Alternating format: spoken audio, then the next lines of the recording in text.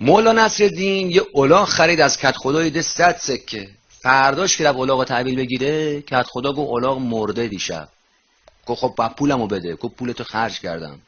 گفت به همون الاغ مرده رو بده. گفت میخوای چیکار؟ گفت میخوام تو قرعه کشی شرکتش بدم. گفت مگه میشه؟ گفت آره. یه بار بعد دیدش، گفت چیکار کردی؟ گفت الاغو گذاشتم برای قرعه کشی، گفتم یه الاغ دارم 2 سکه. 500 نفر شرکت کردن، 998 سکه پول جمع شد. گفت هیچ هم شکایت نکرد. گفت هیچ کی، فقط اون کسی که الاغ مرده بهش افتاد 2 سکهش بهش دادم رفت پی کارش. درست مصداق همین اس هایی که هر رو داره برامون میاد که تو فلان مسابقه شرکت کنید، هزینه هر پیامک فقط 100 تومن. خیلی از این مجموعه تلویزیونی پربیننده که خودتونم میدونید اسمشون نمیگم، و چه پولایی که به جیبشون میره نوش جونشون که الاغ مرده رو میفروشن و مایه رو میسلفن. سلفه نکنی تو گلود گیر کنه داداش، الاغ مرده میفروشی.